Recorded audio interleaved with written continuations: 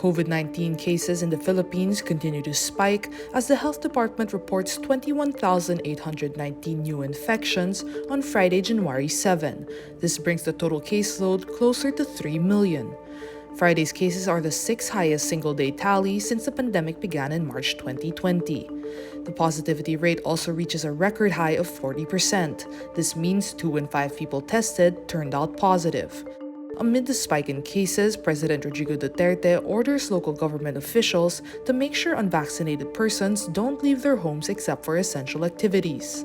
Acting presidential spokesperson Carlo Nograles says this policy will be enforced nationwide regardless of the alert level over an area. Meantime, more areas are placed under Alert Level 3 from January 9 to 15, further tightening restrictions. Visit Rappler.com for the activities allowed and not allowed during Alert Level 3.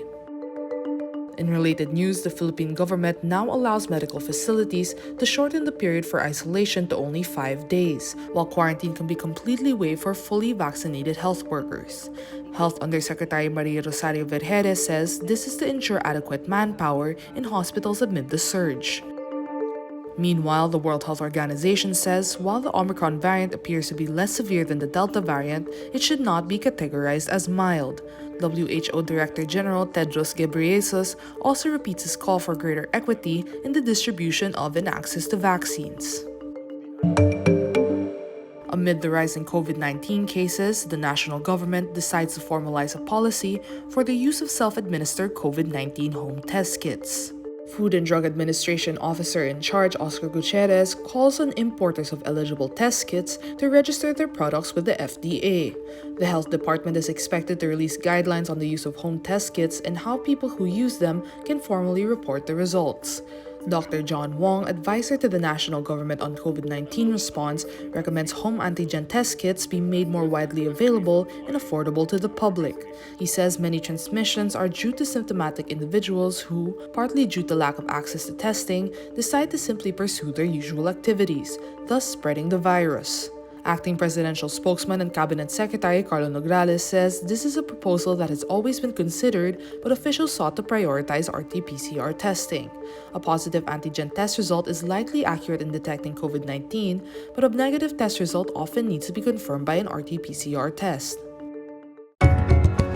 Need more context, clarity, and perspective? Get the full picture with Rappler Plus. With exclusive content and events, you'll get an opportunity to discuss issues with reporters, experts, and featured guests while helping Rappler continue its fearless journalism. Join now. Presidential aspirant Bongbong Marcos's absence during a dialogue on the disqualification cases against him infuriates Comelec Commissioner Rowena Guanzon. Marcos's camp on Friday, January 7, initially failed to provide a medical certificate proving the former senator is sick and incapable of attending the dialogue in Comelec. He is sick? Yes, Your Honor.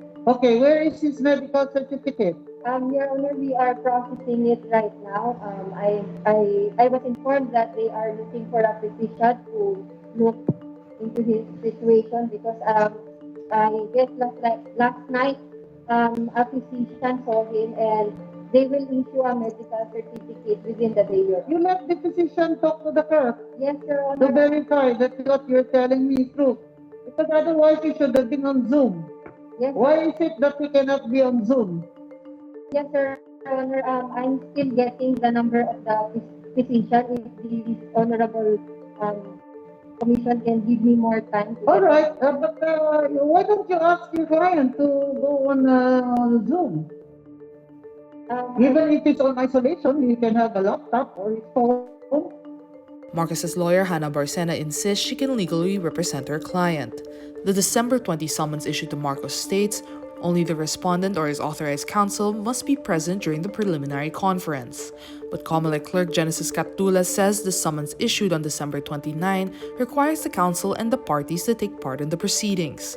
At the end of the meeting, Marcos's camp is finally able to provide a virtual copy of his medical certificate. It says Marcos has a low-grade fever and sore throat as of Thursday, January 6, after having a direct contact with 2 individuals who later tested positive. One of those individuals is Marcos's spokesman, Vic Rodriguez. United States President Joe Biden urges Americans to protect the country's fragile democracy by standing up for the right to vote during the first anniversary of the January 6 assault on the U.S. Capitol. Biden slams former President Donald Trump for spreading mistruths that fueled the deadly attack by his supporters 2 weeks before Biden's inauguration in 2021. The lies that drove the anger and madness we saw in this place, they have not abated. So we have to be firm, resolute, and unyielding in our defense of the right to vote and to have that vote counted. So now let's step up, write the next chapter in American history, where January 6 marks not the end of democracy, but the beginning of a renaissance of liberty and fair play. Vice President Kamala Harris also casts a spotlight on Trump supporters' efforts to subvert democracy. She calls on Congress to pass voting rights legislation and on Americans to participate. We cannot let our future be decided by those bent on silencing our voices, overturning our votes, and peddling lies and misinformation by some radical faction that may be newly resurgent, but whose roots run old and deep. Meantime, Trump plans to launch its social media app Truth Social on February 21, according to an Apple Inc. App Store listing. Truth Social, the Trump media and technology group alternative to Twitter, is available for pre-order before going live on the US President's Day holiday. Similar to Twitter, demo photos show the app offers features to follow other people in trending topics. National Artist for Literature F. Sionil Jose died Thursday, January 6. He was 97.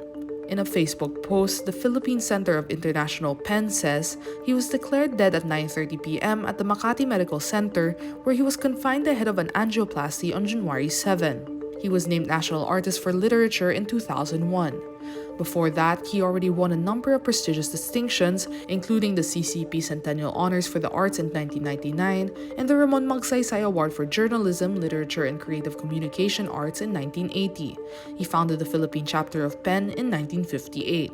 Jose was also a lecturer and owned the bookshop Solidaridad in Padre Faura, Manila.